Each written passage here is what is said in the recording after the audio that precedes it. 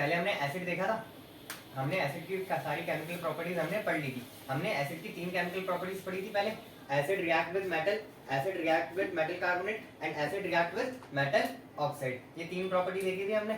अब बात आती है बेस की। तो बेस में मैंने कुछ सबसे पहले कुछ नाम लिखवाया है जो एग्जांपल में यूज हो सकते हैं। तो पहले मैंने नाम लिखवा दिया। इसको क्या कहेंगे जरा बताओ, इसको क्या कहेंगे? इसको पोटेशियम हाइड्रोक्साइड, इसको क्या कहेंगे? कैल्शियम हाइड्रोक्साइड, इसको क्या कहेंगे? मैग्नीशियम हाइड्रोक्साइड, इसको हाइड्रोक्साइड। बात समझ आ रही है? अच्छा वही OH, देखो इसमें एक चीज कॉमन है, वो बात मैंने पहले ही बताई थी कि बेस में क्या आता है? OH आता है। ये देखो सब जगह OH है, ठीक है? बात समझ आ रही है ना? तो अच्छा कितनी बात समझेंगे। अब देखो सबसे पहले हम प्रॉपर्टीज पढ़ते हैं, केमिकल प्रॉपर्टीज हम पढ़ेंगे, ठीक है? इसको मैं मिटा रहा हूँ, ठीक है? बात समझ आ गई ना? केमिकल प्रॉपर्टीज पढ़ने जा रहे हैं, ठीक है?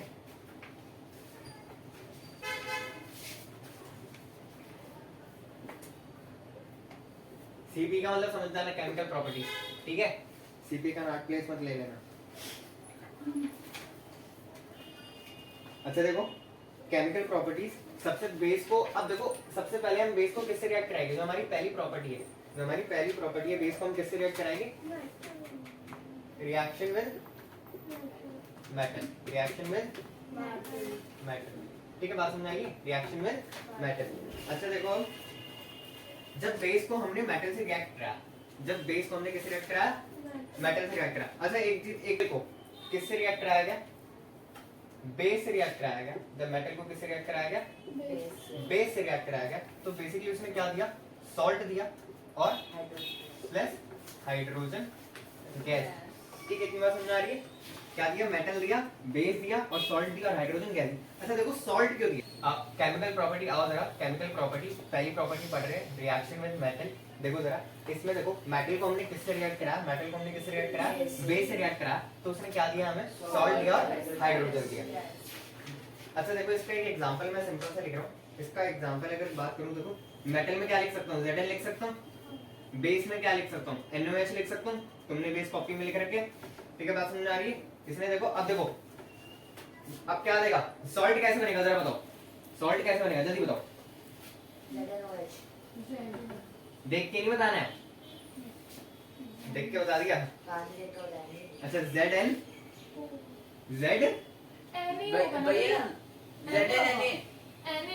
देखो जरा, देखो हाइड्रोजन तुम्हें कहाँ निकालना है? इधर समझो, हाइड्रोजन तुम्हें कहाँ निकालना है? बाहर निकालना है। तो हाइड्रोजन को तो तुम सॉल्ट में गिन ही नहीं सकते। तो बचा क्या क्या? एक Zn बचा, एक Na बचा, एक O बचा। तो बेसिकली इन तीनों को मिला के सॉल्ट बन रहा होगा। तो मैं ये लिख सकता हूँ Zn NaO। अच्छा देखो बस थोड़ा सा गलत है, मतलब गलत क्या है? सबसे पहले क्या लिखते हैं? मैं बेस ले रहा हूँ तो सबसे पहले बेस का लिखूंगा ना। बात समझ में आ रही? सबसे पहले किसका लिखूंगा? बेस का लिखूंगा। तो पहले बस ऐसे फ्रेम कर लो और फिर रूल याद रखो, सबसे पहले किसका लिखना है? बेस का। उसके बाद Zn, उसके बाद क्या बचा? O। बात समझ आई है? अच्छा देखो अब देखो ये बैलेंस नहीं है, ये बैलेंस नहीं है। तो बैलेंस करने के लिए क्या करना है? इधर 2 लगाऊंगा मैं, इधर 2 लगाऊंगा और इधर भी 2 लगाऊंगा। ये बैलेंस हो गई है। अच्छा अगर ये किसी को समझ में नहीं आया कि Na के नीचे इधर 2 क्यों आया और O के नीचे इधर 2 क्यों आया, तो बेसिकली वही अगेन ये केमिकल फॉर्मूला की वीडियोस देखनी पड़ेगी। ये 9th का टॉपिक है, ठीक है? हाँ प्लस में हाइड्रोजन लगा दो, प्लस में हाइड्रोजन लगा दो, ठीक है? और जरा एक बार मैं अगेन रिपीट कर रहा हूँ, ठीक है? एक बार ध्यान से देख लो, पहले साले देख लो फिर लिख लेना। रिएक्शन विद मेटल, हमने बेस को किसके साथ रिएक्ट कराया? मेटल के साथ। जब हमने इसको रिएक्ट कराया तो हमने देखा मेटल को जब बेस के साथ रिएक्ट कराते हैं तो क्या फॉर्म होता है? सॉल्ट फॉर्म होता है और हाइड्रोजन फॉर्म होता है। जैसे ही हाइड्रोजन फॉर्म हुआ तो हमारा क्या बना? Zn बना। Zn के बाद क्या बना हमारा? ये बेसिकली मेटल है, ये बात समझ आ रही है? मेटल है ये, मेटल के नीचे हमने मेटल रखा, बेस के नीचे हमने बेस लिखा। फिर हमने सॉल्ट बनाना, इसमें थोड़ा सा कॉम्प्लिकेटेड है। कोशिश करना कि ये जो वाला सॉल्ट होगा ना, ऐसे में तुम सॉल्ट खुद से देख के बना सकते थे केमिकल रिएक्शन में। ये जो वाला सॉल्ट होगा इसको याद रखने की कोशिश करना, ठीक है? ये बनाने की कोशिश मत करना, ये मत सोचना इसको बनाने, ये याद रख लो, ठीक है? Na2ZnO2, ठीक है? ये याद रखो, वैलेंसी वैलेंसी ये पूरा याद रखो। कुछ चीजें देखो याद करने की होती है, जो कि अच्छे से याद रखोगे तो ज्यादा बेनिफिट रहेगा, पेपर में लॉजिक लगाने में टाइम नहीं जाएगा, सीधा जो याद है वो सीधा लिख दोगे, ठीक है। और प्लस में जो हमारा हाइड्रोजन है, अगेन देखो इसके ऊपर क्या आएगा, ऐसे इवोल्यूशन ऑफ गैस का सिंबल आएगा, ठीक है। हो गया इतना। अच्छा, एसिड में हमने बेसिकली 3 प्रॉपर्टी पढ़ी थी, है ना। जब पहले हम रिएक्ट कराते हैं रिएक्शन विद क्या था, रिएक्शन विद मेटल, फिर हमने रिएक्ट करा था रिएक्शन विद मेटल कार्बोनेट, फिर हमने रिएक्ट करा था रिएक्शन विद मेटल ऑक्साइड, ठीक है। इसमें बेसिकली दो ही है, इसमें एक रिएक्शन विद मेटल है जो आपको समझ में आ गई है, ठीक है, और एक रिएक्शन विद क्या है, नॉन मेटेलिक ऑक्साइड। एक रिएक्शन विद क्या है, नॉन मेटेलिक ऑक्साइड। कितनी बात, ओके। अब देखो हमने पहली प्रॉपर्टी पढ़ ली है, अब हम सेकंड प्रॉपर्टी पढ़ने जा रहे हैं, ठीक है। जरा ध्यान से समझना, ये प्रॉपर्टी काफी इंपॉर्टेंट है, इससे काफी ज्यादा क्वेश्चन आते हैं। तो क्या है अगली प्रॉपर्टी हमारी, दूसरी प्रॉपर्टी है हमारी रिएक्शन विद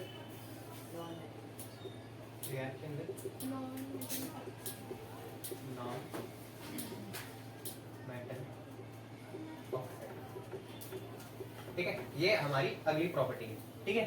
अब देखो जरा किसके साथ रिएक्ट कराया हमने बेस को, नॉन मेटल ऑक्साइड। अच्छा, नॉन मेटल ऑक्साइड मतलब समझो नॉन मेटल ऑक्साइड। अच्छा देखो जरा, नॉन मेटल जो ऑक्साइड होता है, जो नॉन मेटल ऑक्साइड होता है, ये बेसिकली कैसा होता है, एसिडिक होता है। ये बेसिकली कैसा होता है, एसिडिक होता है, ठीक है। ये बात याद रखना, जो नॉन मेटल ऑक्साइड होता है ये कैसा होता है, एसिडिक होता है, ओके। तो एग्जांपल देखते हैं मेटल्स के, मैं कुछ नाम दे रहा हूँ, जैसे नॉन मेटल कार्बन, सोडियम, ठीक है, पोटेशियम, ये सारे क्या है, नॉन मेटल। अब इसके आगे अगर मैं ओ लगा दूं तो ये क्या हो जाएगी, नॉन मेटल ऑक्साइड। जैसे ये Na है, ये क्या है, Na, इसके आगे NaO लगा दूं, ये क्या है, नॉन मेटल ऑक्साइड। इसके आगे O लगा दूं, ये क्या है, ऑक्साइड। देखो ये उल्टा कर दो, ये ओके हो जाएगा, ठीक है, लेकिन ओके नहीं करना है, ओके का रिवर्स क्या है, नॉन मेटल ऑक्साइड, ठीक है। बात समझ में आ रही है ना, बैलेंस नहीं है इसमें से कोई, मैं अगेन रिपीट कर रहा हूँ, बैलेंस नहीं है, ठीक है। बस इतनी बात समझने में को, नॉन मेटल के आगे अगर ऑक्सीजन लगा देते हैं तो वो क्या हो जाता है, नॉन मेटल ऑक्साइड। इतनी बात समझना है, 1 2 3, ठीक है। देख रहे हैं reaction with non metal oxide, तो जो नॉन मेटल ऑक्साइड होता है वो क्या होता है, एसिडिक होता है, ठीक है। अब जो नॉन मेटल ऑक्साइड होता है, जैसे पहले अब नॉन मेटल ऑक्साइड को समझो। नॉन मेटल ऑक्साइड, अब देखो पहले मैं कुछ नॉन मेटल के नाम लिखवा रहा हूँ, जैसे जो हमारा पोटेशियम था, सोडियम था, और हमारा के तो हो गया हमारा कैल्शियम ले लो, ठीक है। कैल्शियम बेसिकली मेटल और नॉन मेटल दोनों में काउंट होता है, तो कैल्शियम ही ले सकते हैं, ठीक है। अच्छा इसके बाद याद रखो, अगर इसके आगे मैं ओ लगाता हूँ, इसके आगे क्या लगाता हूँ मैं, ओ लगाता हूँ, तो बेसिकली ये मेरा क्या काउंट होगा, नॉन मेटल ऑक्साइड। किसी भी नॉन मेटल के आगे अगर मैं ओ लगा देता हूँ तो बेसिकली वो क्या हो जाता है, नॉन मेटल ऑक्साइड। बोलो बात समझ आ रही है ना, ठीक है। अच्छा अब देखो reaction with non metal oxide, अब देखो इसका मैं पहले एक स्टैंडर्ड फॉर्म लिखवा रहा हूँ, वही पहले जो बेस है, base plus non metal oxide,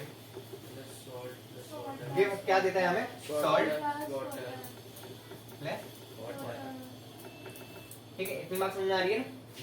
देखो जरा, base plus non metal oxide क्या दे रहा है हमें, सॉल्ट और वाटर दे रहा है, ये इसकी क्या है, स्टैंडर्ड फॉर्म है, ठीक है। अब देखो ये एग्जांपल देखते हैं, अगर एग्जांपल की बात मैं करूं तो एग्जांपल देखो, बेस में मैं क्या लिख सकता हूं, बेस में मैं पहले नॉन मेटल ऑक्साइड लिख देते, कोई नहीं, नॉन मेटल में ऑक्साइड में लिख दिया CO2, बात समझ आ रही है, नॉन मेटल ऑक्साइड में लिख दिया CO2, और प्लस बेस में मैंने लिखा कैल्शियम हाइड्रोक्साइड, बात समझ आ रही है ना, इतनी बात समझ आई है। अब देखो मैं अगेन कह रहा हूं, ये बना कैसे, इसमें तुम्हें लॉजिक नहीं लगाना पड़ेगा, ये कुछ चीजें अब तुम्हें याद रखनी पड़ेगी। इक्वेशन जैसे जो पहली वाली इक्वेशन थी वो तुमने याद रखी, क्या थी, NaZNaO, ठीक है, वो याद। अब इसमें भी देखो क्या बन रहा होगा, इधर सुनो, इसमें देखो क्या बन रहा होगा, कैल्शियम कार्बोनेट, इसमें क्या बन रहा है, कैल्शियम कार्बोनेट प्लस वाटर। इतनी बात समझ आई है। अब देखो ये कैसे बना, इसका लॉजिक क्या है, इधर से कैल्शियम आया, देखो मैं अगर लॉजिक अगर थोड़ा सा समझाऊं, पहला तो बेस का आएगा, पहला बेस का आएगा, मैंने बताया पहला बेस का कैल्शियम, कार्बोनेट, देखो CO2 वहां से आ गया, एक ऑक्सीजन इधर है, एक ऑक्सीजन इधर आ गई, अब बची इधर कितनी ऑक्सीजन, एक बची, एक वाटर के साथ आ गई, और हाइड्रोजन कितना है इधर, दो ही है, दो हाइड्रोजन इधर आ गया, बात नहीं है। CO3 वैसे मैंने अभी बताया, अगेन रिपीट कर देता हूं, O2 यहाँ पे है, एक O यहाँ पे, 2 O यहाँ पे है, कितने O है टोटल? 4। इधर 3 आ गए, वो CA है, इधर O 2 एक वो CO वाला भी तो और CO2 वाला, ठीक है 4 O है इधर रिएक्टेंट साइड के टोटल। इधर कितने O है टोटल? 3 और इधर कितने? 4। 4 4 बराबर हो गए O। बात समझ में आई है ना? इसमें बैलेंस की नीड नहीं है ऐसी, ठीक है। ये बेस नहीं है, ये मेटल ये ऑक्साइड है, नॉन मेटल ये है, ठीक है। Okay again repeating, reaction with non metal oxide. Non metal oxide क्या होता है? एसिडिक होता है। इतनी बात समझ में आ रही है? नॉन मेटल का मैंने कुछ यहाँ पे नाम लिखवा रखे हैं, NO, KO, NaO, MgO, ये सारे क्या है? नॉन मेटल ऑक्साइड है। अगर किसी भी नॉन मेटल के आगे अगर मैं ऑक्सीजन लगा देता हूँ तो बेसिकली वो क्या बन जाता है? मेरा नॉन मेटल ऑक्साइड। इतनी बात समझ आ रही? अब जब हमने एग्जांपल देखा तो एग्जांपल में देखो कार्बन डाइऑक्साइड भी एक नॉन मेटल ऑक्साइड है, कार्बन बेसिकली नॉन मेटल है, इसके आगे ऑक्सीजन लगा रखा है तो ये नॉन मेटल ऑक्साइड।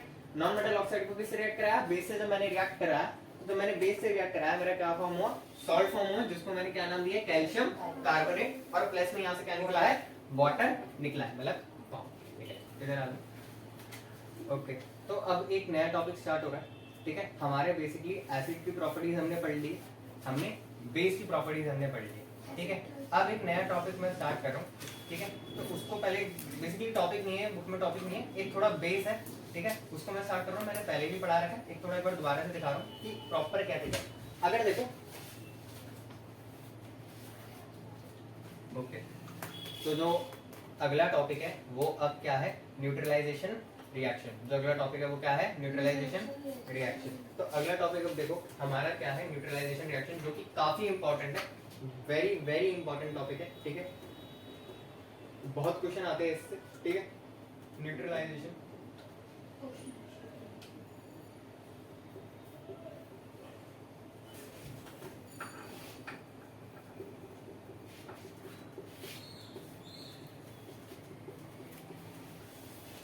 ओके आओ जरा समझो न्यूट्रलाइजेशन रिएक्शन है क्या। देखो न्यूट्रलाइजेशन रिएक्शन मतलब सिंपल सा है, जब एसिड बेस मिलके जब कोई न्यूट्रल सब्सटेंस फॉर्म करते हैं, जब एसिड भी मिला और बेस भी मिला, ठीक है, जब कोई न्यूट्रल सब्सटेंस फॉर्म करते हैं, ऐसे मानो एक एसिड भी बेसिकली देखो एसिड भी मेरे पास मानो उतनी पावर का और बेस भी उतनी पावर का है, तो बेसिकली एक न्यूट्रल सब्सटेंस फॉर्म होगा ना, जिसको हम क्या कहते हैं? सॉल्ट कहते हैं, ठीक है। अब जो सॉल्ट फॉर्म होता है ना, लेकिन ऐसा जरूरी नहीं है कि जो सॉल्ट फॉर्म हो ये हमेशा न्यूट्रल होगा, ऐसा जरूरी नहीं है। ये एसिडिक भी हो सकता है, ये बेसिक भी हो सकता है। अब एसिडिक और बेसिक कैसे हो सकता है वो हम आगे देखेंगे, ठीक है।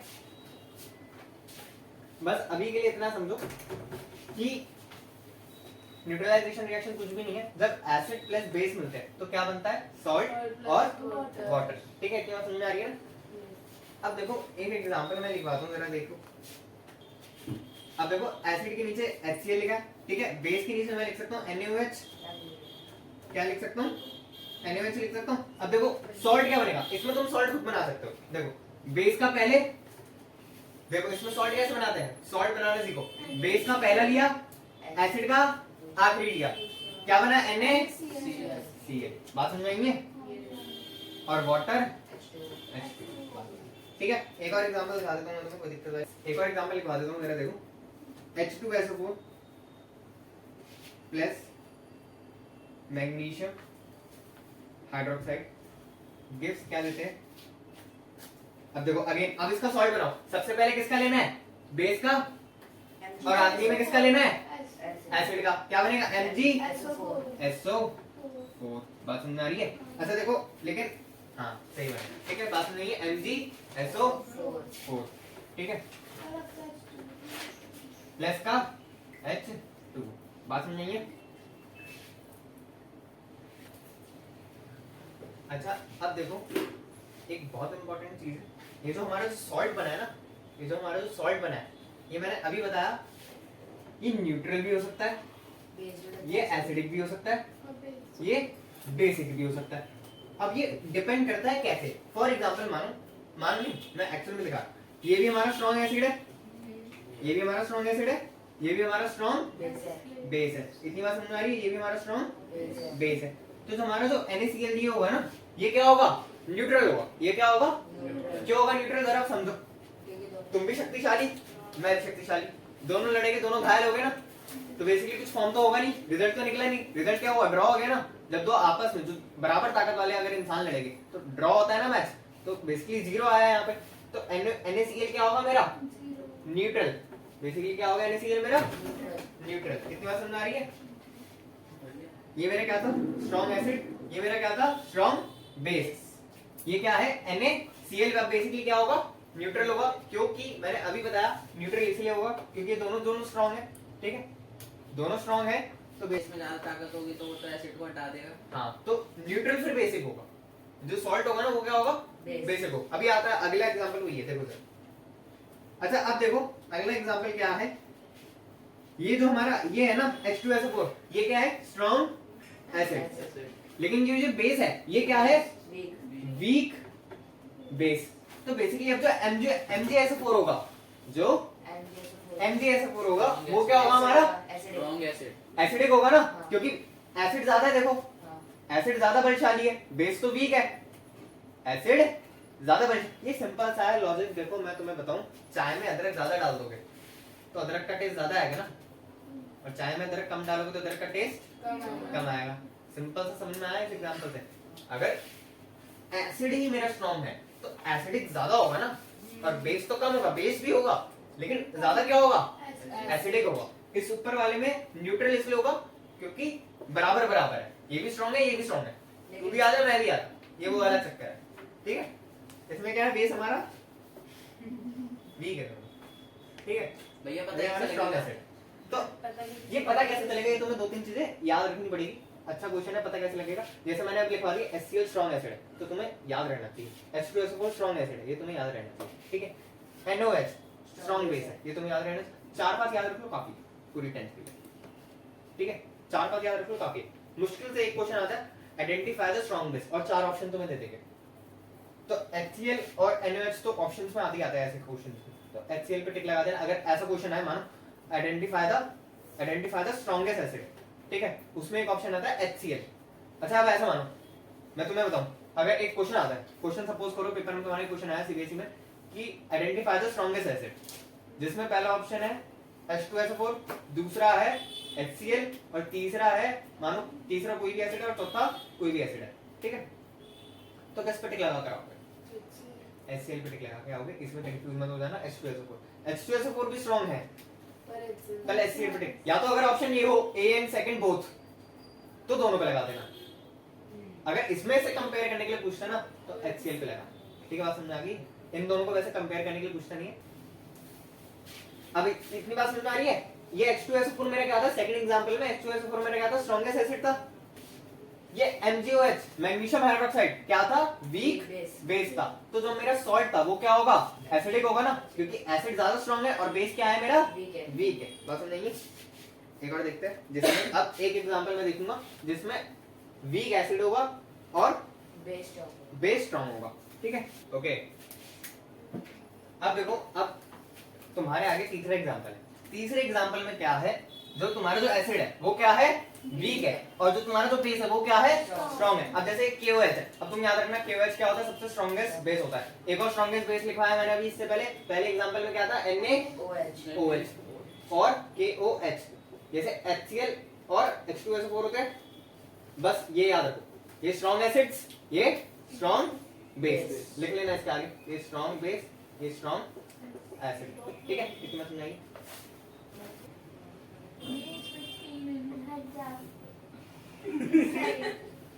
गजब हटता भैया आप भी एकदम।